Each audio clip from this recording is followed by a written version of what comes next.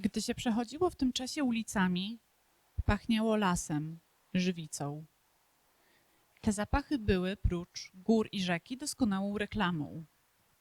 To też w lecie mieliśmy pełno letników z całej Polski, a w szczególności z Warszawy. Był nawet specjalny wagon Mszana Warszawa. Żydówki, które przyjeżdżały na letnisko, były krzywicielkami najnowszej mody. Do moich lokatorów przyjeżdżała na letnisko kuzynka, która w ciągu dnia przebierała się podobno 20 razy. Tak twierdziły nasze panie, zazdroszcząc pięknych strojów w ładnej Żydówce. Wspominał pan Aleksander Kelczyński. Przedwojenna Mszana Dolna była chyba nawet w większym stopniu niż obecnie znanym letniskiem. Na wypoczynek przyjeżdżali tu i katolicy, i Żydzi, także z zagranicy. Dla niektórych z nich te doświadczenia stały się w przyszłości niespodziewanym ratunkiem, dla innych niekoniecznie. Wielu spędziło swoje ostatnie w życiu wakacje właśnie tutaj, u nas, u podnóży Lubogoszczy, Szczebla, Lubonia. Dziś chcemy o tym Państwu opowiedzieć.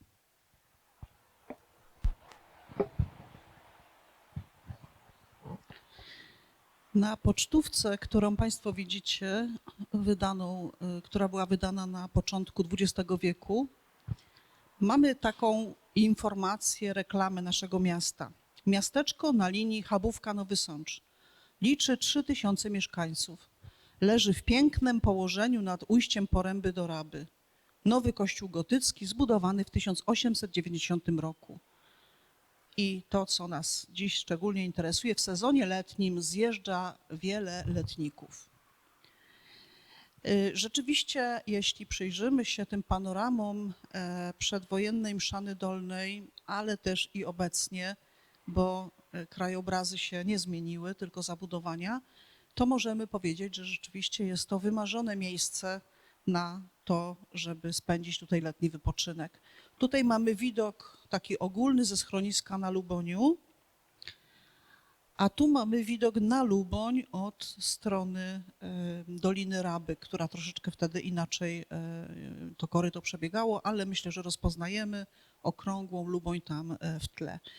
Od razu powiem, że większość tych kartek, tych pocztówek, które wykorzystujemy, udostępnił nam mój szkolny kolega Jarek Zoń, któremu bardzo serdecznie dziękujemy. Jeszcze będzie podziękowanie na końcu, bo wielu kolekcjonerów pilnie strzeże i nie chce się dzielić, a on powiedział: korzystaj, co tylko chcesz, mogłam sobie zeskanować i dzięki temu możemy troszkę wyruszyć w podróż do tej przedwojennej Mszany, jak ona wyglądała. Tu znów mamy Szczebel, Małą Górę. Tu także widać właśnie przyjezdnych letników, którzy się wybrali na spacer po wzgórzach. Większość tych kartek jest autorstwa, czy fotografii na tych kartkach jest autorstwa pana Muchy, który był słynnym fotografem, znanym nie tylko w naszym regionie. Tu mamy z kolei widok w drugą stronę, czyli Podlesie i Lubogoszcz i pociąg przejeżdżający i znów od strony bardziej Grunwaldu widok na rzekę, przejeżdżający pociąg, most też ten przy ulicy i znów widzimy właśnie po lewej Luboń, a z prawej masyw Szczebla i Małej Góry. Jeszcze inne ujęcia. I to ta fotografia, która bardzo dobrze pokazuje, że Mszana rzeczywiście jest położona u stóp Lubogoszcza, tak? Mamy tutaj tą dwukulturową Mszanę, bo z lewej strony mamy kościół Świętego Michała, a na prawo, jak popatrzymy, jest budynek szkoły obecnej dwójki, a na lewo za nim widać synagogę, na dole widać karczmę, która potem, Wzdólna Karczma, gdzie potem był sklep żelazny, czy też siedziba kółek rolniczych. To wszystko, myślę, nam jest znane. Nic dziwnego wobec tego, że w latach 30. ukazały się liczne artykuły, czy też takie folderki specjalnie wydawane, które polecały bardzo Mszanę i sąsiednie, okoliczne wsie. I ja opowiadając o tym temacie będę jakby Mszana nie tylko miasto, tak? Mszana gmina, to co dzisiaj mamy, że to będzie i Łostówka, i Kasinka, i Kasina. Obejmujemy to wszystko jakby takim jednym skrótem, tak? Że Mszana. I w takim właśnie w 1936 roku wydanym folderku mamy takie informacje. Mszana Dolna tworzy z sąsiednimi wsiami wielki ośrodek letniskowy, hotel, 8 pensjonatów na 230 miejsc, wille i domki dla letników, 420 miejsc. W chatach Włościan pomieszczenie dla 1200 osób. Stacja kolejowa, poczta, telegraf, telefon, lekarz, apteka na miejscu. Obfitość mleka, masła, mięsa, sera, jaj, jagód, grzybów na miejscu. Ludność chętnie przyjmuje letników. Szczególnie piękne stroje ludowe zachowane są w okolicach Mszany Dolnej i Niedźwiedzia. W górach powietrze jest czyste, przepełnione wonią żywicy i aromatem lasów. Oddycha się tu lżej i łatwiej, słońce operuje silniej i opala szybciej. Kąpiel w rwącej rzece pobudza krążenie i odświeża ciało. Tak reklamowano nasze okolice. Tu jest wnętrze tej broszurki i ujęte są właśnie i Kasinka mała, i Rabaniżna, aż po Skomielną, Rabkę Zarytę, Porębę i Rabkę. Jest to zaproszenie właśnie do przybycia w nasze okolice. Jeszcze 6 lat wcześniej ukazał się taki artykuł też z ilustracjami pod tytułem Raj letników na Podkarpaciu. I mamy tutaj, może niezbyt wyraźne są te zdjęcia, ale są ogromnie cenne. To jest jedyne ujęcie, na którym widać, że synagoga była połączona jeszcze z drugim budynkiem, czyli z cheder,em, ze szkołą religijną. I inne fotografie, które mamy, pokazują tylko tą białą fasadę z 2 oknami i tego nie widać, ale tutaj zobaczcie Państwo, po prawej stronie za szkołą, tak, jest synagoga i widać, że ona ma taki jeszcze boczny kawałek dobudowany. I cóż tutaj było napisane? No między innymi jest ta słynna 600-letnia lipa. Są pokazane na dole domki właśnie góralskie, gdzie chętnie byli też letnicy przyjmowani, ale pozwoliłam sobie powiększyć niektóre fragmenty tekstu. No tutaj przede wszystkim autorka pisze tak, wieś góralska, gdzie skrapia się ulice. I w wielkim szoku pisze, że wyszła ze stacyjki, dokąd przyjechała po szeregu lat nieobecności w tych górach i uśmiechają się naokoło Lubogoszcz, Strzebol. Różnie Szczebel był nazywany i przez Strzy i Szczy, a tutaj nawet jeszcze mamy Szczebol, Luboń. Ale jest bardzo zdumiona, że są pewne takie luksusy, których nie ma nawet w dużych miastach, bowiem przejeżdża przez 2 razy dziennie przez ulice, place i drogi, przejeżdża wóz z wodą, dzięki czemu ludność miejscowa z prawdziwą przyjemnością używają spacerów. Wieczorami chodzi o skrapianie ulic, tak, że jest dość dzięki temu świeżo. I kolejny fragment tego artykułu. Jeszcze przed wojną zaczął się do Mszany Dolnej i okolicznych wsi coroczny zjazd letnich gości. Naprzód z Krakowa, Nowego Sącza. Potem przyciągnęła Warszawa, a obecnie cała Polska dostarcza amatorów wywczasów w zdrowej i letniej okolicy. Kolonie letnie, obozy młodzieży, ruchy organizacji z roku na rok się mnożą. Górale tutejsi, różniący się od zakopiańskich, Podhalan strojem i gwarą, są niemniej gościnni. Pobudowali w ostatnich latach przestronne domy drewniane według tutejszego oryginalnego budownictwa. Budują i murowane, które wynajmują letnikom. Ruch przyjezdnych zwiększa się z każdym sezonem, bo i narty w zimie zaczynają ściągać sportowców na te łagodne, pakurkowate, położone blisko kolei i na szlaku autobusowym. Wspomniane hotele, pensjonaty, no nie zachowało się zbyt wiele zdjęć, ale pierwsza rzecz, ten hotel, o którym mówiono, w zasadzie był jedyny taki hotel w Mszanie i to był hotel i restauracja Beniamina Lilienthala, która budynek do dzisiaj stoi blisko dworca kolejowego i mamy też wycinek z gazety reklamowy Poleca pokoje gościnne, solidnie umeblowane, smaczne obiady i kolacje, ceny umiarkowane, sala dancingowa, grupą zniżki. A z kolei kawałek dalej była słynna restauracja pana Kalczyńskiego, warszawianka, która miała przepiękną salę bilardową, znakomicie wyposażona i również reklamowała się, że poleca zdrowe, obfite, smaczne obiady, kolacje i obydwa te lokale zapewniały specjalne zniżki dla grup turystycznych, tak jak i teraz się zdarza. Były w Mszanie dwie co najmniej fabryki wód gazowanych.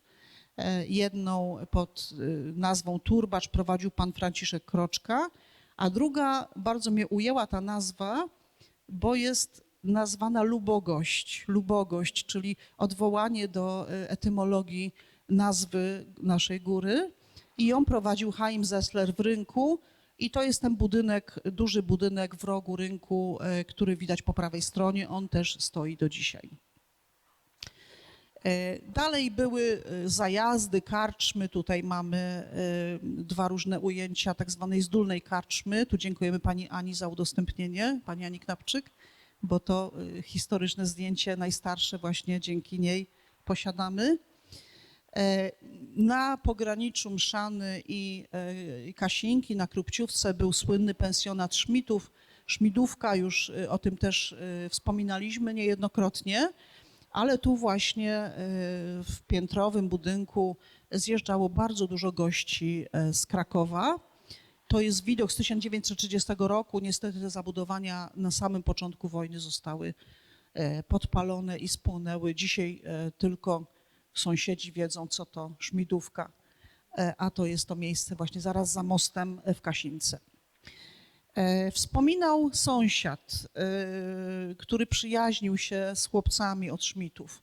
Przy osiedlu Wójty w Mszanie Dolnej, w samym trójkącie, skręcając z mostu z ulicy Krakowskiej do 3 września 1939, oj, przestawiły mi się, przepraszam bardzo, ma być 1939, były zabudowania stare i nowe. Właścicielami była rodzina Szmitów, Henryka i Heleny oraz matki Heleny, potocznie zwanej przez sąsiadów Starą Szmitką. Do tych zabudowań w latach 30. dobudowano nowy pensjonat, który w okresie letnim tętnił życiem. Była jadłodajnia i w sezonie prowadzono stołówkę. Turystów było masę ze względu na płynącą w pobliżu mszankę, mającą w tamtych czasach kryształową wodę i tutaj mamy jedno ze zdjęć, które właśnie pokazuje, że ta mszanka była dość głęboka. Ja przyznam, że byłam bardzo zdziwiona, kiedy jeden ze świadków, o których będziemy wspominać, bo będziemy jego historię tu omawiać, mówił, że on pływał z koniem w rzece. Dziś to się wydaje mało prawdopodobne, ale wtedy rzeczywiście musiało to mieć miejsce. Było też wspomniane o tym, że tutejsza ludność chętnie podejmowała letników. Tutaj mamy zdjęcie z Archiwum Państwa Szarków. Też dziękuję pani Marysi Krzywiak za to zdjęcie, że nam udostępniła. Taki sielski obrazek z letniego odpoczynku, popołudniowego pewnie.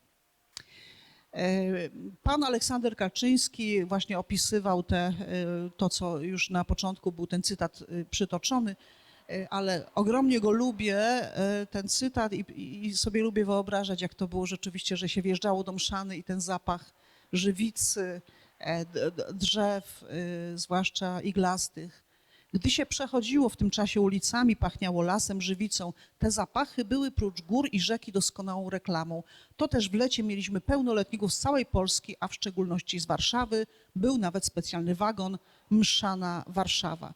Tutaj mamy dwa zdjęcia po lewej z Narodowego Archiwum Cyfrowego, które pokazuje ówczesny przedwojenny dworzec autobusowy w Krakowie, który się znajdował przed budynkiem obecnego Urzędu Miasta w Krakowie, a po prawej stronie mamy takie niezbyt może wyraźne zdjęcie, ale wysiadających podróżnych, którzy przyjechali na stację kolejową w Mszanie Dolnej. I z bliższa dworzec, który mamy nadzieję, że znów ożyje i będziemy mogli korzystać z niego. A tu z kolei mamy też widokówkę czy fotografię, która jest opisana Mszana Dolna, lato 1930, przyjazd letników. I mamy właśnie taki wóz, nie wiadomo czy to był wóz, który tylko rozwoził z dworca ludzi po mszanie, czy też ktoś z dalsza przyjechał takim wypakowanym wozem. To jest miejsce niedaleko apteki, tej najstarszej państwa Frasiów. W Mszanie był basen, zresztą nie jeden, ale tu mamy też zdjęcie, za które dziękujemy no już nieżyjącej pani Ani Kadłubek, która tutaj na tym zdjęciu stoi. I proszę Państwa, nie tylko sama Mszana, ale otoczenie, nie tylko ono predestynowało do tego, żeby tu przyjeżdżać, ale po okolicznych górach też znajdowały się różne obozy, miejsca, do których przyjeżdżali letnicy. I na tej fotografii mamy pana Stanisława Pagaczewskiego, który szerszej publiczności znany jest jako autor Porwania Baltazara Gąbki, Smoka Wawelskiego i tak dalej, ale on był zapalonym turystą, etnografem i wędrował również po naszych okolicach. Mamy kilka fotografii, wydał taki przewodnik, znów idę na południe. Natomiast w lewym rogu mamy okładkę ważnej książki, Szkoła bez dzwonka.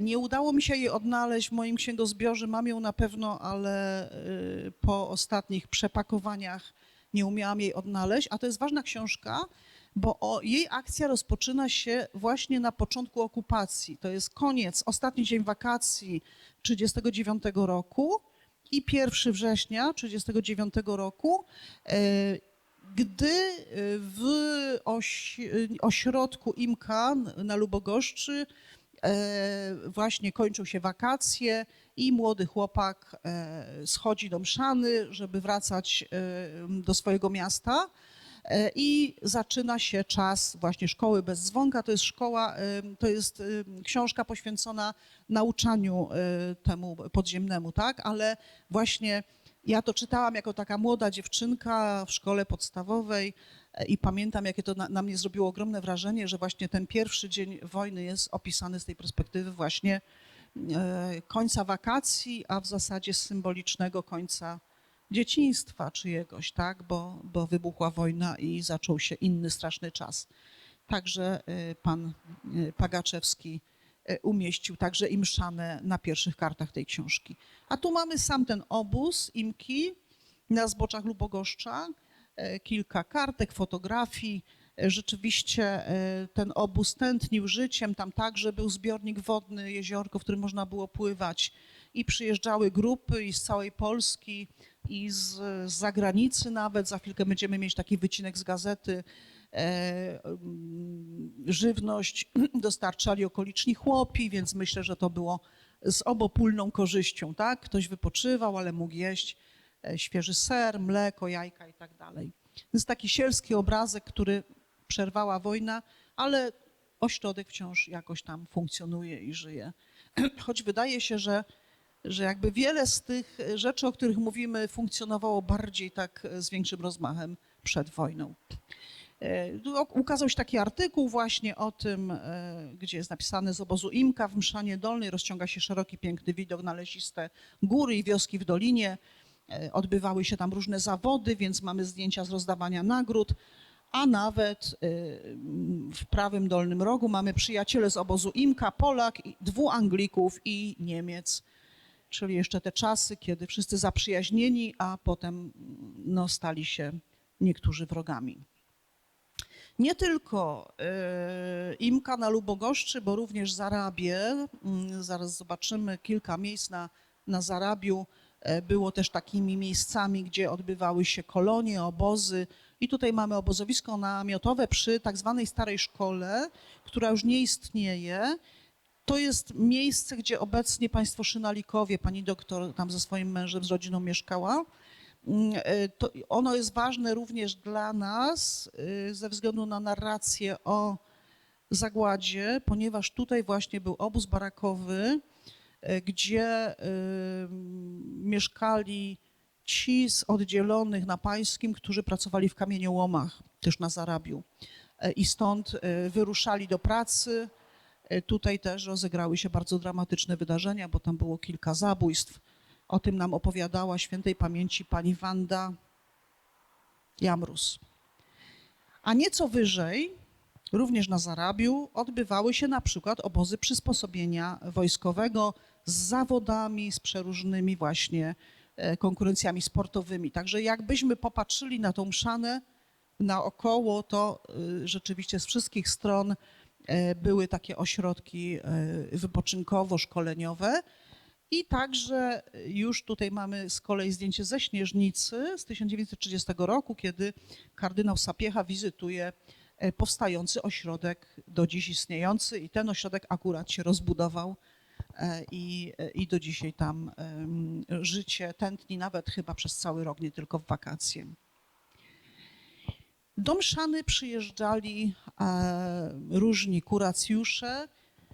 Nas teraz będą interesować losy tych, którzy tutaj przyjeżdżali od czasów przedwojennych, a podczas wojny ich losy bardzo różnie się potoczyły. Akurat tej rodziny, którą mamy tutaj na fotografiach, potoczyły się bardzo tragicznie. O tym już opowiadaliśmy, ale przypomnijmy, to jest rodzina Maurycego i Heleny Gottliebów z Krakowa. Oni przyjeżdżali do państwa dobrowolskich na wakacje wielokrotnie przed okupacją. Na lewo ich córeczka Karinka, a w środku znów zdjęcie, które udostępniła nam świętej pamięci pani Ania Kadłubek, która z Helenką Malcówną właśnie lubiły opiekować się tą Karinką. To było takie słodkie dziecko. One nam opowiedziały właśnie wiele na ten temat.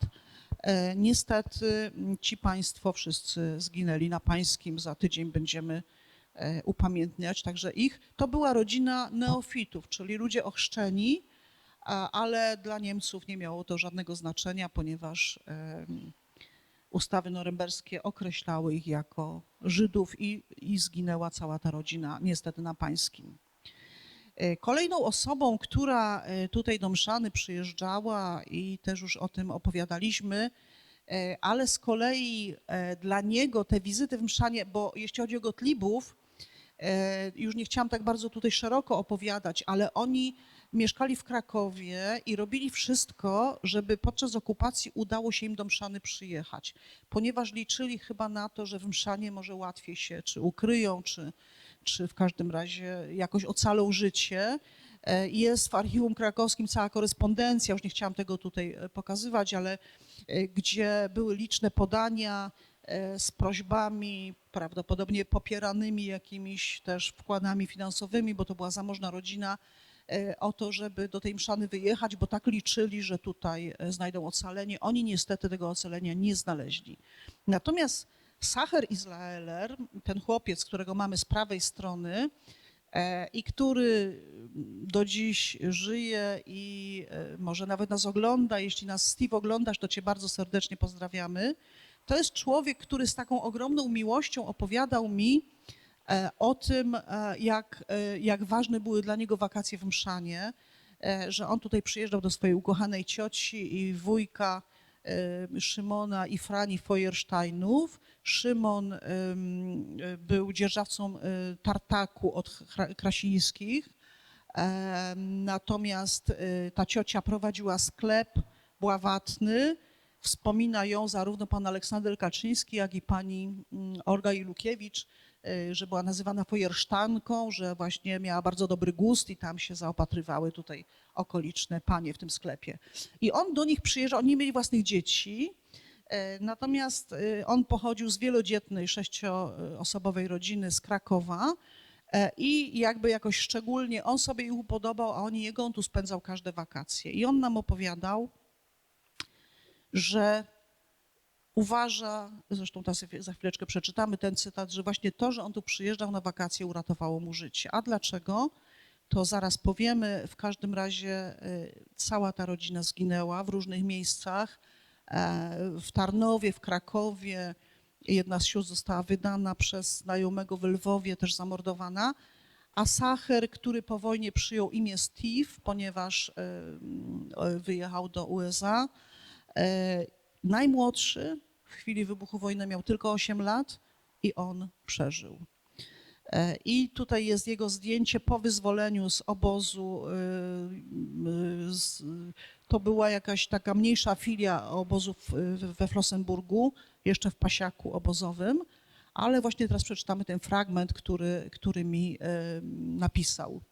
Przez całe życie po wyzwoleniu uważałem, że mszana pomogła mi uratować życie w Holokauście. Ponieważ jako mały chłopiec podczas wakacji spędzanych w Mszanie Dolnej dostałem pozwolenie od piekarza, który miał sklep po drugiej stronie ulicy. Chodzi o Beldegrina, to jest do dziś istniejący taki żółto-pomarańczowy budynek przed kapliczką przy skręcie do kościoła. Myślę, że Państwo kojarzycie ten budynek.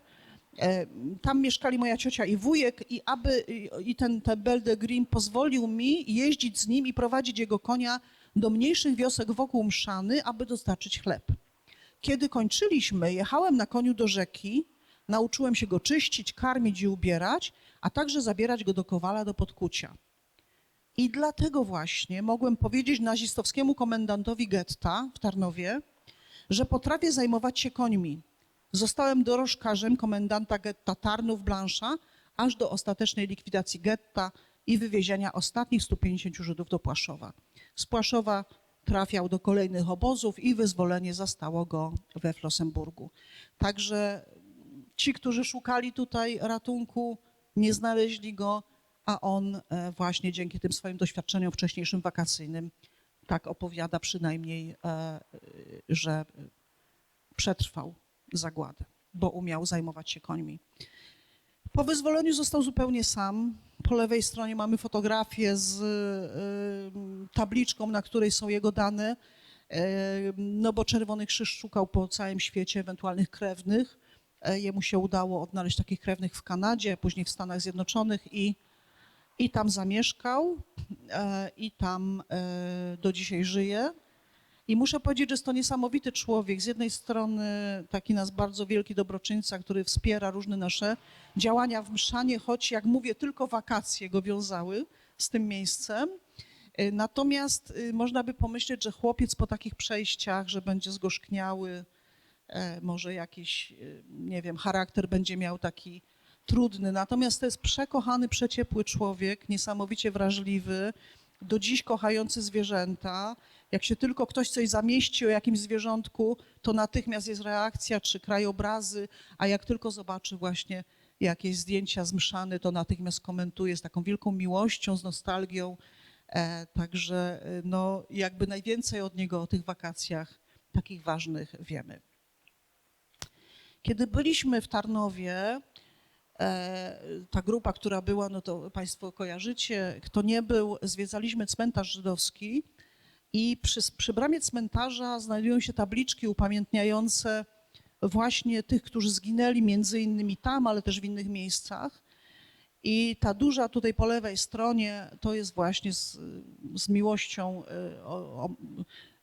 pamięć, chcę tutaj zachować pamięć o moich rodzicach, Rywce i Dawidzie Israelerach, i ich dzieciach, moich siostrach, Mani, Ruzi, Jance, Heli i moim bracie Wolfie, którzy zginęli w zagładzie i właśnie Sacher, Steve Israeler. A po prawej stronie jest powiększona tabliczka, która właśnie wspomina tych naszych mieszkańców Feuersteinów, tak? Dla pamięci mojej cioci i wujka Frani Israeler Feuerstein, bo Frania była siostrą jego ojca, i Szymona Feuersteina, którzy zginęli w zagładzie. I tych tabliczek, które on tam ufundował, jest, proszę Państwa, 6. Cała rodzina praktycznie tam zginęła. Widzę, że mi się nie zapisało, ale to już nieważne. W każdym razie 6 różnych grup, taka ciocia, taki wujek, ich dzieci, jeszcze inni. W zasadzie on został zupełnie sam. Jedyny chłopiec, który no, w zasadzie jeszcze powinien mieć beztroskie dzieciństwo, a przeszedł już takie piekło straszliwe. Wspomnieliśmy, że do Mszany przyjeżdżali także letnicy z Wiednia I tutaj mamy może nie Mszane, ale gminę Mszane, mianowicie Lubomierz. I są to zdjęcia wykonane przez letników z Wiednia, wiedeńskich Żydów, którzy spędzali w 1932 roku wakacje u państwa rudzkich. I to jest zdjęcie, pamiątka naszej Hanusi. Ta Hanusia jest na rękach ojca na tym większym zdjęciu, a na mniejszym jako taka mała dziewczynka. To jest ważna postać, ona się tu pojawi jeszcze kilkakrotnie w różnych kontekstach. Ponieważ jest to babcia mojej uczennicy, do której trafiłam w ten sposób, że upamiętnialiśmy w projekcie Krokus dzieci, które zginęły w zagładzie. I ja zapraszałam moich uczniów, żeby sadzili krokusy, żebyśmy wspominali te osoby. I wtedy odzywa się wnuczka tej pani Ani, tej Hanusi i mówi, że ja bym chciała zasadzić dla koleżanek mojej babci. No i wtedy się okazało, że właśnie rodzina Rudzkich przyjaźniła się z rodziną tych 5 dziewczynek, które zginęły w zagładzie, zostały zamordowane na Pańskim, ale właśnie Hanusia z nimi się przyjaźniła, chodziła z nimi do szkoły i dzięki niej mamy to zdjęcie tych dziewczynek. Ich dom był tuż przy kapliczce, jest tutaj na zdjęciu zaznaczone, pokazane. To jest kapliczka na Polanie Rzeki w Lubomierzu, gdzie odbywają się liczne imprezy kulturalno-religijno-turystyczne. I kiedyś przy tej kapliczce właśnie stał dom tej rodziny. Niestety oni wszyscy zostali zamordowani. A to już opowiadałam na innych spotkaniach, ale może nie wszyscy słyszeli. To była taka bardzo dramatyczna historia, ponieważ ojciec pani tej Hanusi, który tu siedzi w kapeluszu, przyjaźnił się z ojcem tych dziewczynek i mówi mu: słuchaj, Hitler się zbliża, a ty wiesz, co on robi z Żydami. Masz matkę w Ameryce, bo rzeczywiście jego matka była w Ameryce, niech was ściągnie jak najszybciej. I oni poszli zrobić sobie zdjęcia do paszportów i wtedy te dziewczynki poprosiły o takie wspólne zdjęcia dla Hanusi, że jej zostawią to zdjęcie i stąd ona mogła nam też to zdjęcie udostępnić. Niestety bilet, który mieli wykupiony na statek do Ameryki, był na 3 czy 4 września 1939 roku i niestety już nie pojechali. Niestety zginęli wszyscy w zagładzie. Ale to już jest właśnie pani Hania, która dopóki mogła, przybywała na ten grób, gdzie pochowane zostały jej koleżanki. Zobaczcie Państwo, jak tam się ziemia musiała osiąść, że ten pomnik jest tak dość wysoko. To są lata 80. bodajże. Po prawej stronie u góry właśnie pani Hania, która oprowadza mnie po tej polanie i pokazuje, gdzie co było, gdzie był ogródek, gdzie mama dziewczynek co uprawiała, a na dole pani Hania razem z też już nieżyjącym panem Henrykiem Zdanowskim na uroczystościach właśnie na Pańskim. O tym, jak tu było pięknie, jak to było ważne nie tylko dla przyjezdnych, ale i mieszkańców, dowiadujemy się także z korespondencji Kuby Weisbergera, który ten pomnik zresztą ufundował i sfinansował. Tam spoczywają jego bliscy. On na początku okupacji dał się namówić rodzinie i wyjechał na wschód, tam przeżył. Kiedy wrócił, zastał już tylko grób. Potem wyjechał do Ziemi Świętej, ale nosił w sercu te górskie okolice i tutaj mamy też napisane, że dlatego wybrali z bratem okolice Hajfy. Pisał tak do pani Anny Kadłubek, z którą się przyjaźnili. Bardzo często lubiałem w wolnym czasie wydrapać się pod krzyż na Grunwaldzie z książką i dość dużo natchnienia czerpałem z widoku całej przepięknej doliny Mszany Dolnej.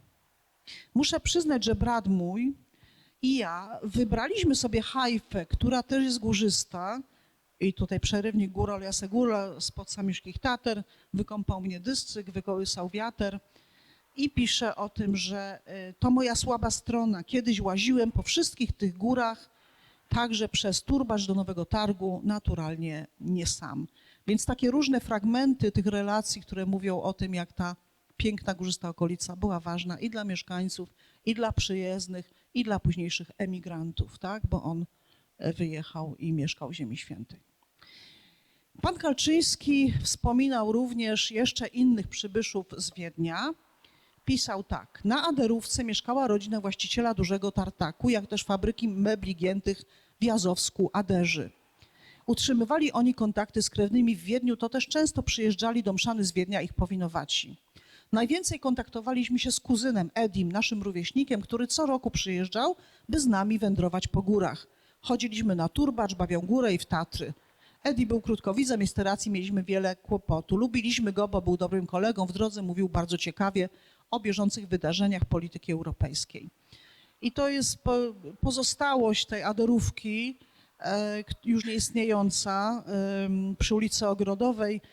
I na zdjęciu mamy też ocaloną, jedyną z rodziny Gellerów, już też nieżyjącą panią Goldę Geller i jej syna Sola Czapnika, których oprowadza pani Supernakowa po tych okolicach, bo Aderówka to jest ta część mszany przy ulicy Orkana, Marka, nie? Właśnie, tak. Dobrze. Z uroków okolicy korzystali nie tylko przyjezdni, ale też miejscowi. Tu mamy takie bardzo przejmujące zdjęcie gdzieś z podnóży Lubogoszcza. W tle widać kościół, a z tyłu widzimy też masyw Szczebla. I to jest zdjęcie, proszę Państwa, zrobione w klasie 6 Szkoły Powszechnej w czerwcu 1942 roku. I wśród tych dziewczynek jest kolejna ofiara zagłady, kolejna neofitka, Anitka Szperber, która przyjęła chrzest i dzięki temu aż do końca roku szkolnego 1942 roku chodziła do szkoły, ponieważ w szkole była uważana za chrześcijankę, Żydom nie wolno było już chodzić do szkół dużo wcześniej. I to jest jedno z jej ostatnich zdjęć, tutaj trzecia od lewej, nie widać zbyt wyraźnie, ale w grupie koleżanek, a 2 miesiące później już nie żyła, została zamordowana na Pańskim, bo podobnie jak Gottliebowie została uznana przez Niemców, że jest Żydówką. Mimo że była podobno bardzo gorliwą chrześcijanką, była po komunii już świętej, przystępowała często do sakramentów, co było zresztą kością niezgody między jej i jej mamą, która pozostała przy wyznaniu żydowskim. Ona była córką nie notariusza, jak się nazywa, komornika sądowego i on być może, żeby sobie ułatwić karierę, przyjął chrzest, ale ta dziewczynka podobno bardzo właśnie żarliwie praktykowała katolicyzm, no ale to jej nie uratowało. Po okolicach wędrowały również grupy żydowskie. Tutaj mamy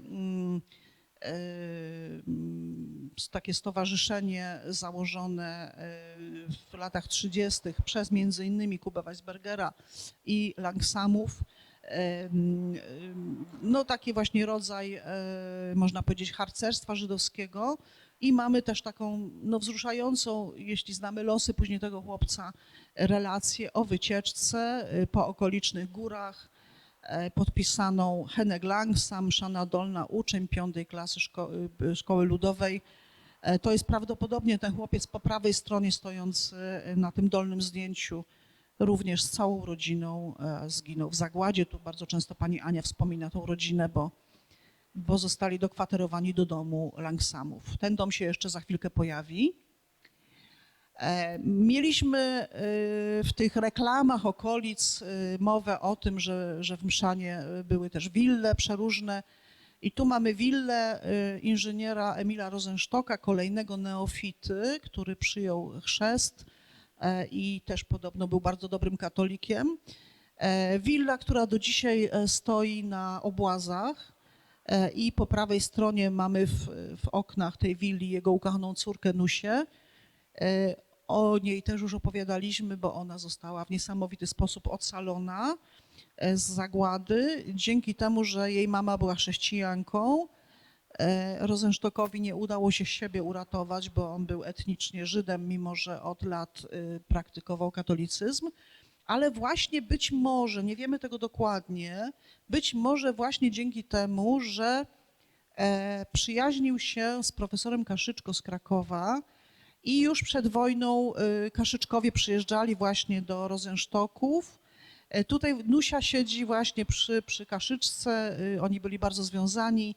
Później podczas okupacji ta willa była też ważnym miejscem, wspominał o tym Kalczyński, ale też parę innych osób angażujących się w ruch oporu, że to było takie centrum, gdzie przywożono z Krakowa na przykład leki dla partyzantów, zresztą robiła to Nusia od profesora Kaszyczki, że tam nocowały osoby ukrywające się, że tam schronienie znajdowali kurierzy, którzy podążali na przykład z Krakowa na Węgry przez góry w tej willi Stacha. I właśnie później profesor Kaszyczko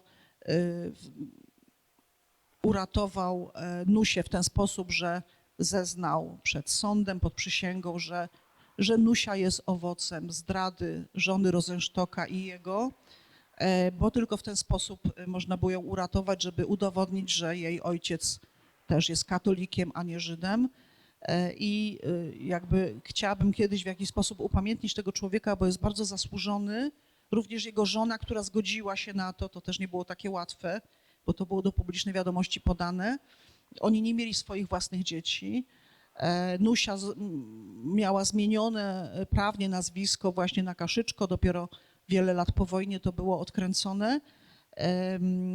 Natomiast ja natrafiłam na wspomnienia pana Jacka Kajtocha, którego profesorem był Kaszyczko i on pisał o tym, że po wojnie ten człowiek żył, no można powiedzieć, w nędzy, że było żal go odwiedzać, patrzeć, jak z takiej dobrze sytuowanej osoby przed wojną bardzo pogorszyła się jego kondycja taka finansowa.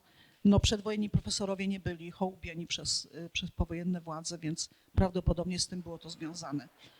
Więc tutaj znów mamy tych letników, którzy przebywają, którzy się zaprzyjaźniają i z tego wynikł jakiś ratunek, tak? Czyli właśnie mamy i tych, którzy tu znaleźli śmierć, ale też tych, którzy dzięki kontaktom wakacyjnym znaleźli ocalenie. I teraz chciałabym przejść do drugiej części, w której chciałabym opowiedzieć Państwu więcej o losach dzieci, których fotografia znajduje się na plakacie i na początku naszej prezentacji, ponieważ to jest bardzo przejmujące zdjęcie. Za to zdjęcie dziękuję przewodniczącej Związku Krakowian w Izraelu, pani Lili Haber. Mianowicie ono pokazuje grupę dzieci z Żydowskiego Domu Sierot z Krakowa, które spędzały tutaj ostatnie swoje wakacje, nie tylko wakacje, ale ostatnie wakacje w swoim życiu, ponieważ ogromna większość z nich została zamordowana później w zagładzie. I mamy taki wycinek prasowy, który właśnie też to potwierdza, że to nie była jedyna taka grupa. Z inicjatywy Dawida Langsama i Jakuba Weisbergera założona została w Mszanie Dolnej organizacja Akiby. To ta, o której tam wcześniej wspominaliśmy. W roku bieżącym zaludniły licznie Mszanę Dolną i okolice kolonie wakacyjne organizacji żydowskich. Oprócz powyższych kolonii akademickiej bawią tu na wywczasach letnich dwie kolonie organizacji Beit Jakob oraz Dziatwa Żydowskiego Domu Sierot z Krakowa. I to właśnie są te dzieci i ta fotografia. Z późniejszych relacji dowiadujemy się, ponieważ jeden z tych chłopców przeżył, po bardzo dramatycznych przejściach, o których też opowiemy i przykrych dla nas jako Polaków, ale przeżył i w książce, którą tutaj mam, właśnie będę fragment z niej cytowała, opowiadał, że co roku wyjeżdżaliśmy na Podhale na wakacje, w Rabce do jakiegoś tam górala, a w Mszanie do miejscowego Żyda Adera, więc to jest zdjęcie zrobione na Aderówce. Jeździli też do Zakopanego i tu, proszę Państwa, mamy w centrum bardzo ważne osoby, które, no można powiedzieć, takich lokalnych krakowskich korczaków. Mianowicie ta postać, która siedzi w centrum, jedyna ubrana tradycyjnie w tradycyjny żydowski strój z siwą brodą, to jest Dawid Kurzman, który był zarządcą finansowym tego domu. On nie był nawet wychowawcą, nie był pedagogiem. Był bardzo bogatym przedsiębiorcą, który handlował stalą przed wojną, miał bardzo duże dochody i on był filantropem, finansował ten dom sierot żydowski w Krakowie. Obok niego siedzi doktor Landau, który po napaści Niemiec na Polskę gdzieś wyjechał na wschód, więc to on jedyna osoba z tego zdjęcia, która nie jest ofiarą. Natomiast dalej siedzi Anna Feuerstein i jej mąż, która właśnie była dyrektorką tego domu sierot. I ja bym chciała, ponieważ Dawid Kurzman doczekał się i książek, i opracowań, i ostatecznie udało się też nazwać w Krakowie ulicę jego imieniem i ma tablice pamiątkowe. Tak naprawdę dyrektorką tego domu była Anna Feuerstein, o której nikt nie mówi, że była krakowskim Korczakiem. I to troszkę tak jest, jak i przy Korczaku, że jest taka postać sztandarowa, a za nią czy przy niej stoi cały szereg innych osób, które również tych dzieci nie zawiodły w chwili próby i też mając możliwość ratowania się, pozostały z nimi i poszły aż do komór gazowych w Bełżcu. To jest przedwojenne zdjęcie Kurzmana. Tak jak mówiłam, był społecznikiem i filantropem, a zajmował się tylko finansami domu sierot. Natomiast kiedy wybuchła wojna, część wychowawców rozproszyła się, ludzie wyjeżdżali, uciekali i on prawdopodobnie wówczas został kimś w rodzaju wychowawcy czy takiego nieformalnego dyrektora może tego domu sierot. On się mieścił przy ulicy Dietla 64, do dzisiaj stoi. Rachela mi zrobiła parę dni temu fotografie, na których widać jeszcze ślady podpisu. Bardzo się dziwię, że to nie jest jakoś ratowane, odrestaurowane, bo i po polsku, i hebrajskie litery tam widać.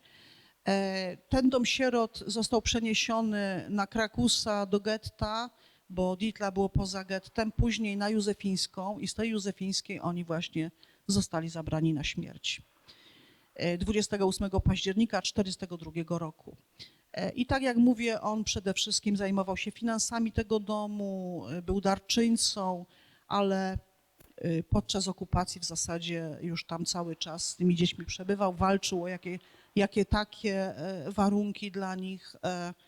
No i do końca jeszcze powiem, jak to było. Tutaj mamy stare fotografie tego domu. Jak się jedzie tramwajem ulicą Dietla, to po lewej stronie, jeżeli się jedzie w stronę Wisły, zachowała się fotografia sypialni tego domu. Ja czytałam wiele relacji i muszę powiedzieć, że one wszystkie są pod ogromnym wrażeniem tego, jaki tam był poziom życia w tym domu. Bardzo wychowawcy dbali o to i dobroczyńcy, żeby tym dzieciom nic nie brakowało. Więc on był bardzo dobrze wyposażony, dbano o oczywiście wyżywienie, jeszcze później w getcie, żeby te dzieci nie głodowały, ale też o ich rozwój intelektualny, więc było bardzo dużo zajęć i sportowych, i jakieś tam łamigłówki, i szachowe, i muzyczne. Dzieci uczyły się grać na różnych instrumentach i naprawdę wspomnienia tego chłopca ocalonego, który się znajdują w tej książce, mówią o tym, że to był prawdziwy dom, że to nie był taki, jak dzisiaj się mówi, bidul, gdzie te dzieci nie czują się szczęśliwe, tylko że one naprawdę były bardzo związane i bardzo szanowały tych swoich wychowawców. Tak wygląda dzisiaj ten dom, to są zdjęcia z tego tygodnia i tu widać powyżej tego białego samochodu, zaraz chyba będzie jeszcze zbliżenie, że zachowało się żydowskich, słowo i pojedyncze hebrajskie litery na dole. Ale tak jak mówię, to tylko było do pewnego momentu, bo później zostali przeniesieni do getta. W tym getcie coraz gorsze warunki lokalowe mieli, na koniec już w jakiejś ogromnej ciasnocie, ale nadal ci wychowawcy troszczyli się. Na przykład w listopadzie 1941 roku wyszło zarządzenie władz niemieckich właśnie o tym, że dzieci żydowskie nie mogą uczęszczać do szkół, to oni im na miejscu zorganizowali szkołę. Te dzieci się uczyły, te dzieci były kształcone. Naprawdę nawet jest taka relacja, że kiedy Niemcy wkroczyli i wizytowali ten dom dziecka, to nawet oni byli pod wrażeniem, jaki tam jest porządek, jak tam jest czysto, jak to wszystko jest na znakomitym poziomie. Być może wynikało to też z tego, że w judaizmie cedaka, czyli dobroczynność, to jest jeden z najwyższych wymogów moralnych. Czy jesteś ubogi, czy bogaty, masz pomagać innym i gmina żydowska bardzo starała się o to, żeby ten dom był prowadzony na jak najwyższym poziomie. Ten dom został nie tylko przeniesiony do getta, po prawej mamy bramę getta krakowskiego już nieistniejącą, ale fragmenty się zachowały i kiedy jest Marsz Pamięci, to właśnie się tamtędy przechodzi i tam się przy pozostałym fragmencie składa zawsze wieńce, ale zostali połączeni z 2 innymi placówkami, więc byli stłoczeni w niesamowity sposób. Ponieważ w tym domu dziecka dzieci mogły być do 13 roku życia, tylko do ukończenia szkoły powszechnej, one nie były jeszcze zdolne do samodzielnej egzystencji, do tego, żeby jakieś samodzielne życie prowadzić. Wobec tego powstały 2 bursy. Bursa dla chłopców, rzemieślnicza, i bursa dla dziewcząt, które uczyły się pielęgniarstwa. Tutaj mamy fragment budynku, w którym znajdowała się bursa, tych właśnie internat uczniów szkół rzemieślniczych. Natomiast dziewczynki miały praktyki w szpitalach, uczyły się właśnie i zarówno z jednej i drugiej bursy te dzieci zostały tam stłoczone w tym jednym budynku przy ulicy Józefińskiej, najpierw 41, 43, a potem 41. Ten budynek już nie istnieje, ale społecznicy krakowscy wystarali się, żeby to miejsce upamiętnić i po prawej stronie mamy właśnie taką tablicę, która zawiera krótką historię, bardzo dramatyczną tego domu sierot w Krakowie. I tak jak mówię, czerpałam dużo wiadomości i losy tych dzieci pojawiają się w tych książkach, które tutaj 3 z nich mam. Tej 4 nie posiadam. To jest najstarsza właśnie relacja Przerwane dzieciństwo, losy dzieci żydowskiego domu sierot przy Ditla 64 w Krakowie. Pani Martyny Grąckiej, ona obecnie już ma podwójne nazwisko, to było wiele lat temu. Postaci samego Kurcmana została poświęcona książeczka nauczyciela krakowskiego Grzegorza Siwora i on nadał jej tytuł Enoshi Jud, a to jest słowo niehebrajskie, ale w języku jidysz i ono oznacza po prostu człowieczeństwo. Taki wydał mu się tytuł najbardziej adekwatny do opisania właśnie postaci Kurcmana, czyli tego krakowskiego Korczaka. Ale tak jak mówię, faktyczną dyrektorką domu była Anna Feuerstein, która kategorycznie odrzuciła propozycję opuszczenia dzieci i pozostania w getcie. I taką relację właśnie z jednej z tych książek mamy, że tragiczny był korowód dzieci maszerujący 4 do Płaszowa, na czele którego szli dyrektorka zakładu, pani Feuersteinowa z mężem Juliuszem i stary, uduchowiony, wierzący w swoje przeznaczenie, pogodzony z Bogiem Dawid Kurcman ze swoją córką i zięciem Dawidem Szmelkesem, także wychowawcami domu. Więc nie tylko on sam jeden, tylko jego córka Helena i mamy ich tutaj, żydowskie imię Hinda, ale też znana jako Helena i jej mąż Dawid Natan Szmelkes również z tymi dziećmi poszli na śmierć. Tutaj jakby jeszcze jest inna sytuacja troszkę jak z Korczakiem. Ponieważ Korczakowi podobno Niemcy zaproponowali, że może się uratować z tego względu, że on był znaną postacią. On przed wojną pisał książki, miał audycje radiowe i tak dalej, był znany, miał odczyty też i w Niemczech i z tego powodu mu zaproponowano. Tutaj była troszkę inna sytuacja, mianowicie Niemcy sobie wymyślili, że utworzą w getcie dom dziennego pobytu dla sierot żydowskich.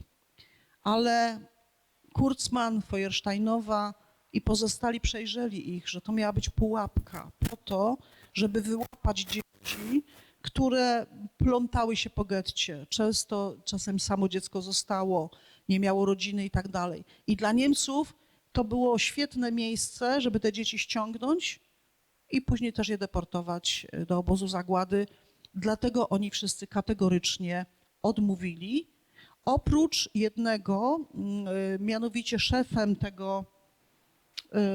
tej bursy dla chłopców był Chaim Enterberg, który po pierwsze miał żonę i małe dziecko, więc być może myślał o tym, żeby jakoś się ratować, Po drugie, on chciał pomóc tym chłopcom starszym, bo za chwileczkę jeszcze powiem, jak to się odbywało i część starszych chłopców się uratowała dzięki właśnie decyzji wychowawców, a on ostatecznie zresztą uciekł, no niestety potem trafił do obozów zagłady i zmarł w Mauthausen. Jego żona ocalała poprzez obozy zagłady, ale udało się tą maleńką córeczkę uratować. Zresztą wyniósł ją kanałami z getta krakowskiego jeden z tych chłopców z tej bursy w plecaku.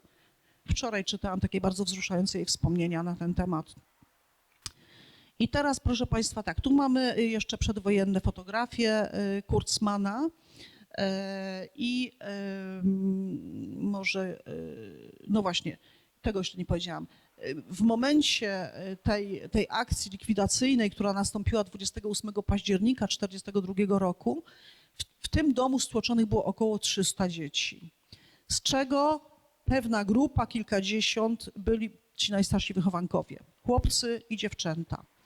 Kiedy już było jasne, że getto jest otaczane i że za chwilę nie będzie z niego ucieczki, bo Niemcy się szykowali do tej akcji likwidacyjnej, wychowawcy w nocy podjęli trudną decyzję. Mianowicie zawołali tych starszych chłopców i powiedzieli im: słuchajcie, prawdopodobnie tutaj będą się działy jakieś rzeczy złe, bo widzieli już zgrupowania i granatowej policji, i policji żydowskiej, i oczywiście też gestapowców.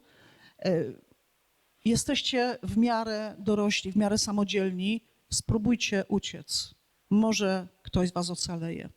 I kilkunastu tych chłopców posłuchało i uciekło. I właśnie jeden z nich to jest ten, który o tych koloniach w Mszanie opowiadał i który, ale jeszcze też nam opowie o bardzo też smutnych okolicznościach dla nas. W każdym razie oni uciekli. Dziewczęta odmówiły. Powiedziały, że one chcą zostać z młodszymi dziećmi, że będą się nimi opiekować, więc też w jakimś sensie no, zachowały się niesamowicie, bo być może któraś by też ocalała, bo to były ostatnie godziny, to była noc, a rano o godzinie 5 getto ten dom został otoczony, nie tylko getto, tylko ten dom i zaczęła się straszna akcja. Nie chciałabym zbyt wielu szczegółów Państwu opowiadać, ale Niemcy sobie urządzili taką zabawę, że młodsze dzieci wyrzucali przez okno na taką platformę, a inni strzelali do tych dzieci, które lądowały na takiej platformie, więc niektóre już tam były zabite, niektóre były zaprowadzone. Ci sobie strzelali jak do jakichś tam rzutek. I te dzieci najmłodsze, do 3 lat, zostały gdzieś wywiezione w Krakowie do jakiegoś lasu. Do dzisiaj nie wiemy, gdzie dokładnie to jest. Zostały zamordowane i zakopane. A ci, którzy mogli iść przez Plac Zgody, który dzisiaj jest zwany Placem Bohaterów Getta w Krakowie i stamtąd się zaczyna co roku marsz na pamiątkę właśnie tych, którzy w getcie zginęli. Stamtąd zostali skierowani do stacji Płaszów, z Płaszowa do Bełżca i tam wszyscy zginęli w komorach gazowych. Tak jak mówiłam, Dawid Kurzman po wielu latach starań został w Krakowie upamiętniony.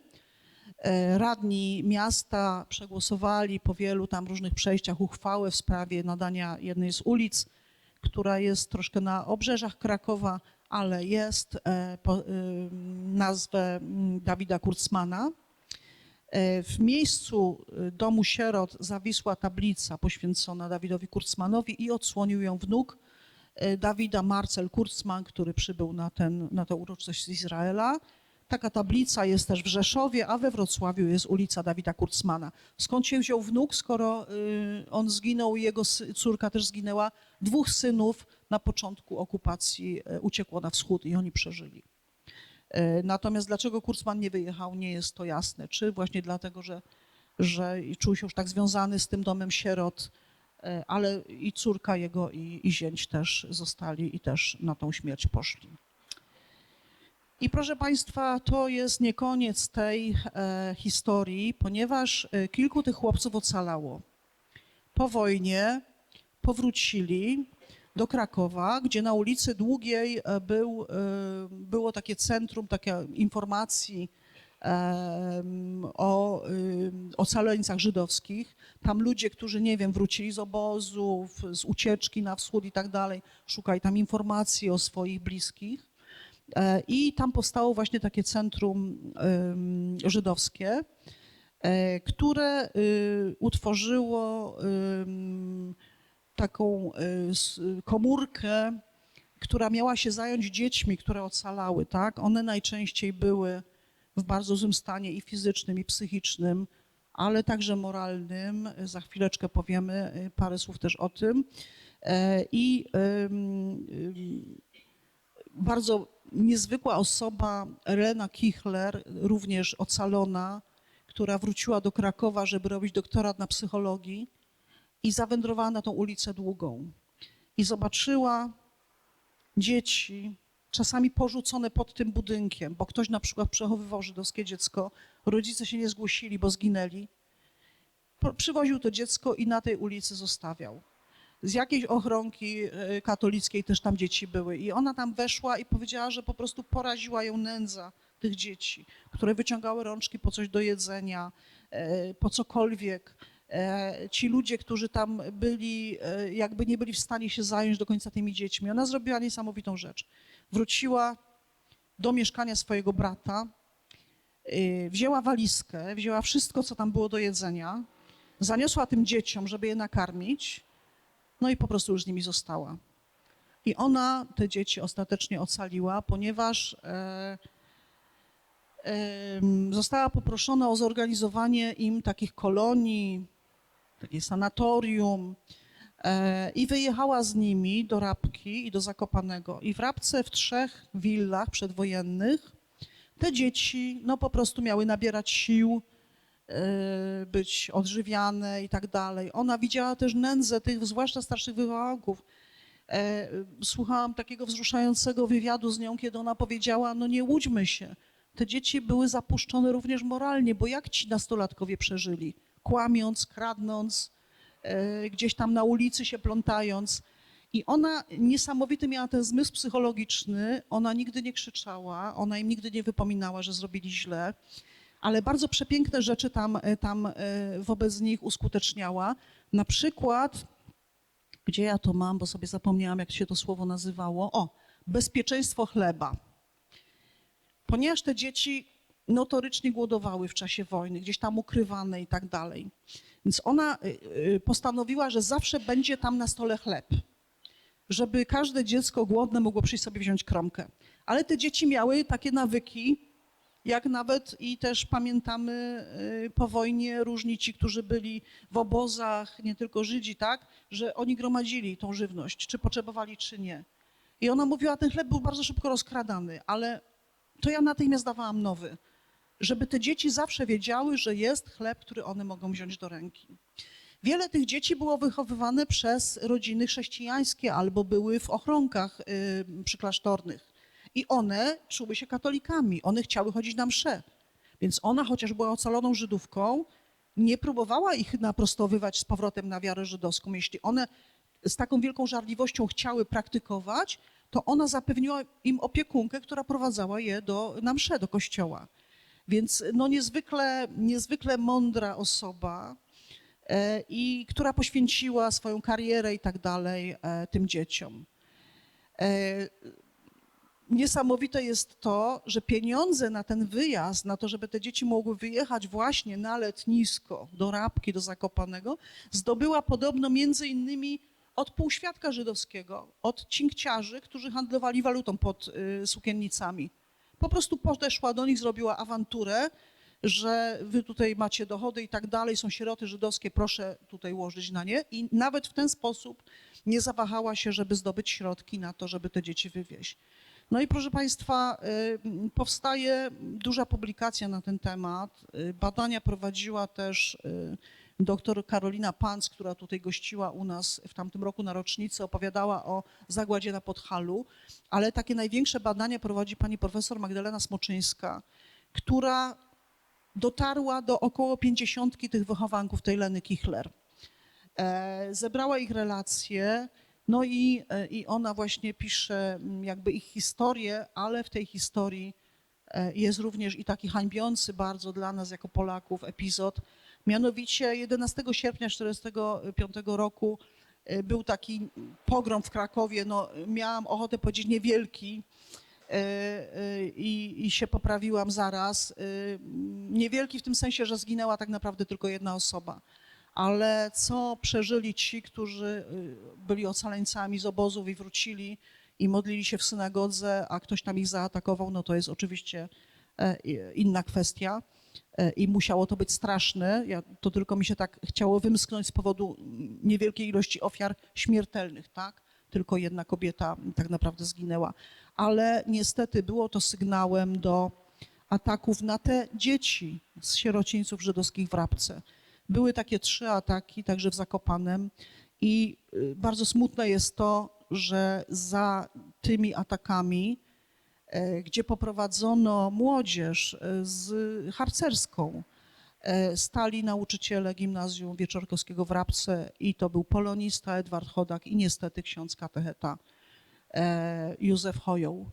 Na szczęście nikt nie zginął, ale oni byli ostrzeliwani z ostrej amunicji, musieli leżeć gdzieś tam na podłogach, chowali się po korytarzach i tak dalej. Możemy sobie tylko wyobrazić, co oni przeżyli. I Lena, która tutaj jest z grupką tych właśnie wychowanków, to zdjęcie jest akurat w Zakopanem zrobione, postanowiła, że nie ma na co czekać, ona musi te dzieci wywieźć. Najpierw te dzieci z Rabki zabrano do Zakopanego, ale tam również doszło do ataków. I proszę sobie wyobrazić, że ona zrobiła to nawet wbrew środowisku żydowskiemu. Środowisko żydowskie nie chciało, żeby dzieci wyjeżdżały z Polski. Oni chcieli odbudować życie żydowskie, więc te dzieci były dla nich bardzo cenne. Ale ona wiedziała, że no, one są zagrożone po prostu.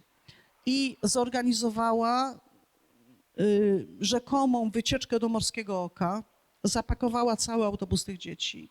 Zamiast do Morskiego Oka pojechali na granicę i przekroczyli ją. Miała tam, te dzieci nie miały dokumentów, jakieś byli przekupieni celnicy i tak dalej, ale ona je w ten sposób uratowała. Przez Paryż wyjechała z nimi do Izraela i tam jakby do końca pozostała ich matką. Nawet jedno z tych dzieci, które pani Smoczyńska nagrywała wywiad, powiedziała tak: my już pogodziliśmy się z tym, że nasi rodzice zostali zamordowani w zagładzie.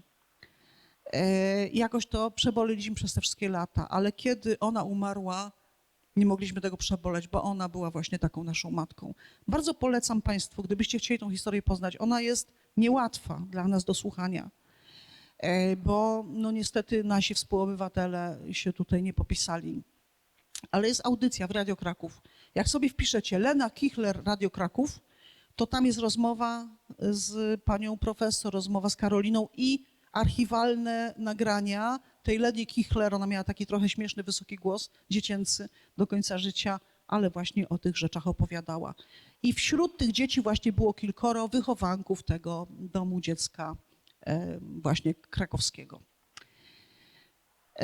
Żeby troszkę przejść na koniec już do przyjemniejszych trochę tematów, to Mszana nie tylko jako letnisko cieszyła się powodzeniem, ale także jako zimowisko. I w Ilustrowanym Informatorze Nowosądeckim z 1936 roku jest z kolei taki wycinek. W mieście kilka pensjonatów przygotowanych również do sezonów zimowych. Hotel, kilka restauracji, cukiernie, sale dancingowe. Pobyt w Mszanie Dolnej jest równą korzyścią w każdej porze roku, czy to w celu poratowania zdrowia, czy też dla wypoczynku. Zarząd gminy wysyła na pytania bezpłatne, wyczerpujące informacje o warunkach i kosztach pobytu. I pozwoliłam sobie zamieścić kilka już aktualnych przez siebie wykonanych fotografii, które pokazują uroki Mszany w zimie, ale mamy też właśnie fotografię sań. I to jest też, dziękujemy pani Ani Knapczyk za tą fotografię, to jest właśnie dom Langsamów przy ulicy Orkana. Prawdopodobnie już to po czasach zagłady zdjęcie wykonane, ale właśnie pamiętamy jeszcze takie starsi przynajmniej widoki, kiedy po Mszanie właśnie jeździły zaprzężone w konie sanie. Kilka jeszcze właśnie ujęć Mszany i okolicznych gór zimowych, ale też innych pór roku. To jest wszystko robione z takiego naszego ulubionego miejsca u podnóży Szczebla, zresztą bardzo blisko miejsca, gdzie sprawiedliwi przechowywali Maurycego Jereda. Tam lubimy zawsze na spacery chodzić, więc może są troszkę monotematycznie czy nie tematycznie w zasadzie, a jeden wycinek krajobrazu, ale on pokazuje nam różne pory roku, tak? Bo jest i wiosna, i lato, i zima, które pokazują naprawdę, jak pięknie położone jest to miejsce. Tu się chyba nawet załapał kawałek znajomy też dla jednej z uczestniczek, nie tylko dla nas. Widok właśnie na Mszanę o różnych porach roku.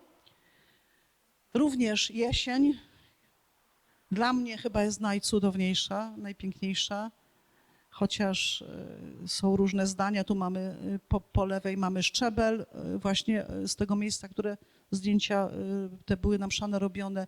Tu mamy fragment Mszanki robiony z mostu. Wiosna, wczesne lato, na pewno są to też cudowne widoki. Ja bardzo ubolewam, że Mszana nie korzysta w pełni z tego potencjału swojego położenia. Nie mamy takiej infrastruktury na samym miejscu. Rozwinęły się okoliczne różne miejscowości, tam Poręba i tak dalej, a Mszana wciąż może czeka jeszcze na swoje 5 minut i bardzo byśmy się cieszyli, gdyby takim miejscem się stała. Również i po wojnie w Mszanie spędzały chętnie wakacje różne znane osoby. Tutaj akurat jest fotografia znanego może Państwu księdza Tadeusza Isakowicza-Zaleskiego, już nieżyjącego filantropa, który stworzył dom dla dzieci niepełnosprawnych, niezwykły człowiek, tutaj ze swoją rodziną przy ulicy Starowiejskiej u pani Kotarbowej, tam dużo osób spędzało wakacje. Przed spotkaniem pani Ania mi też tutaj powiedziała, że słynny aktor Lech Ordon tutaj spędzał wakacje, a tu proszę Państwa znów się pojawia nasza Hanusia z tego zdjęcia, mianowicie pani Ania Nachman jest właścicielką domu, w którym wakacje spędzały przez wiele, wiele lat śmietanka krakowska, profesorzy UJ, a wśród nich noblistka pani Wisława Szymborska. I tutaj na przykład na tym zdjęciu tutaj kuca z nią właśnie wnuczka pani Ani, Ola, moja była uczennica, która miała to szczęście, że dzieliły jej urodziny i urodziny Szymborskiej dosłownie chyba 3 dni, tak jak na przełomie lipca i sierpnia. I ona mi mówi, no myśmy co roku razem spędzały urodziny. Ja mówię, Ola, czemu ty w ogóle nic o tym nie mówiłaś? Bo ja się to dowiedziałam dopiero kiedy pojechałam do tej babci, dowiedziawszy się o tych 5 dziewczynkach, bo to jest Lubomierz, tak? I tu właśnie Ola siedzi podczas jednych ze swoich urodzin. No i to, proszę Państwa, tyle, bo i tak się rozgadałam. Na koniec jeszcze kilka kartek, których nie wykorzystałam wcześniej. Z ogromnym podziękowaniem dla Jarka Zonia, jeśli nas ogląda albo będzie oglądał kiedyś, to Jarku, bardzo jesteśmy wdzięczni za te fotografie. No i tytułowe zdjęcie od pani Lili Haber, tak jak mówiłam. Bardzo serdecznie dziękuję za cierpliwość. Można było oczywiście jeszcze wiele wątków rozwinąć, ale mamy też pewne ograniczenia czasowe, ale myślę, że sporo jednak tutaj i o Mszanie, i o tych, którzy do nas przyjeżdżali, których życie było uratowane, a niektórych nie, może się coś nowego dowiedzieliśmy. I też bardzo mi leżało na sercu opowiedzenie o tym domu sierot i o tych bohaterskich wychowawcach, którzy mogli się uratować, a z tymi dziećmi do końca byli aż do Bełżca. Dziękuję.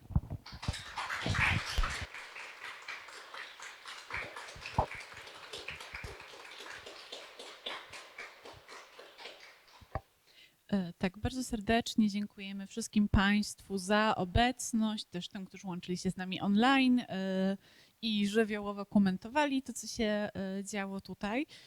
Ale zanim się pożegnamy, jeszcze kilka ogłoszeń dla Państwa. bo no jest kilka ważnych spraw. Po pierwsze zapraszamy już w ten poniedziałek, czyli 11 sierpnia o 14 na taką akcję wolontaryjnego sprzątania cmentarza i miejsca pamięci po męczeństwie mszańskich Żydów. To będzie o 14. Według prognoz ma być ładna pogoda, już chyba od nas te wszystkie ulewy odeszły. Bardzo tylko prosimy o to, żebyście się Państwo wcześniej zgłosili, żeby to nie było tak, że nam się, znaczy będziemy też wdzięczni, jak się ktoś pojawi spontanicznie, ale prosimy o zgłoszenie wcześniej pod numerem telefonu 600 413 530. Ewentualnie też teraz po spotkaniu możecie się Państwo zgłosić, dlatego że po sprzątaniu zapraszamy na wspólny posiłek, no ale musimy wiedzieć, ile osób będzie na tym posiłku, żeby był przygotowany dla wszystkich. I przypomnienie, no, że po pierwsze to są miejsca pamięci, też cmentarz jako miejsce, można powiedzieć, kultu religijnego, odpowiedni strój i tutaj ważna rzecz, przypomnienie dla mężczyzn o nakryciu głowy. Na miejsca pamięci żydowskie czy miejsca modlitwy wchodzimy zawsze z nakryciem głowy. A to sprzątanie ma być sprzątaniem przed rocznicą zagłady, którą będziemy obchodzić też w nadchodzącym tygodniu. 83 lata temu, 19 sierpnia 1942 roku w naszym mieście miał miejsce straszliwy mord blisko 1000 żydowskich mieszkańców, chrześcijan żydowskiego pochodzenia oraz przemieszczonych tu z innych miast i z okolicy Żydów. I można powiedzieć, że w pewnym sensie zniknęła wtedy połowa miasta. To jest straszna strata, z którą nie potrafimy przejść do porządku dziennego i dlatego jak co roku pragniemy uczcić pamięć tych niewinnych ofiar zagłady.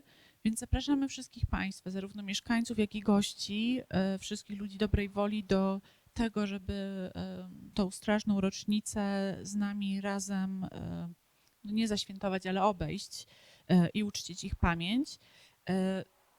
Obchody się odbędą w niedzielę. To nie jest dokładnie ten dzień, to jest 17 sierpnia, ze względu na po prostu możliwości, że w ten sposób więcej osób będzie mogło wziąć udział.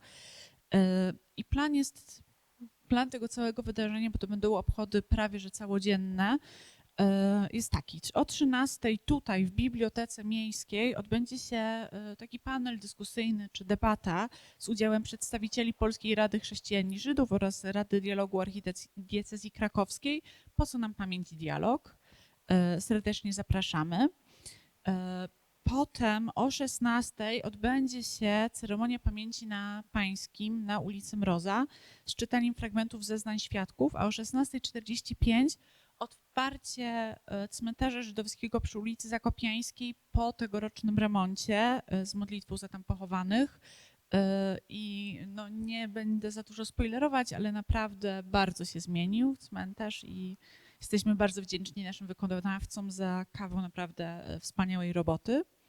A potem o 18:00 taka przyjemniejsza czy radośniejsza część obchodów, czyli koncert kwartetu smyczkowego Konafetto. Kto był w zeszłym roku, to kojarzy te wykonawczynie z nowym repertuarem i w nieco zmienionym składzie znowu nas odwiedzą. I ten koncert również tutaj w Miejskiej Bibliotece, wstęp wolny. Zapewniamy przejazd autokarem między biblioteką, znaczy autokarem, busem, między biblioteką a Pańskim i cmentarzem dla tych z Państwa, którzy nie są zmotoryzowani. I tutaj też przypomnienie, że w miejscach pamięci, czyli na Pańskim i na cmentarzu prosimy mężczyzn o nakrycie głowy. I jeszcze jedno ogłoszenie na troszkę dalszą przyszłość, że 14 września w ramach Europejskich Dni Dziedzictwa będziemy chcieli Państwa zaprosić na oprowadzanie po cmentarzu żydowskim, który jest jednym z najstarszych zabytków w tym mieście. I myślę, że wiele ciekawych rzeczy można jeszcze usłyszeć. Z ogłoszeń tyle. Teraz tradycyjnie podzielimy się chałką piątkową i zapalimy świece, które w każdy piątek palimy właśnie dla pamięci tych naszych żydowskich współobywateli. Bardzo prosimy się częstować chałką specjalnie dla Państwa upieczoną, a potem jeszcze tam będą wystawione też ciasta, herbata, kawa. Bardzo prosimy, żeby się częstować. Tak, i jeszcze raz dziękujemy wszystkim za obecność i kończymy już transmisję online, ale tych z Państwa, którzy jesteście z nami w bibliotece, jeszcze oczywiście zapraszamy i na poczęstunek, i na jakieś rozmowy w kuluarach.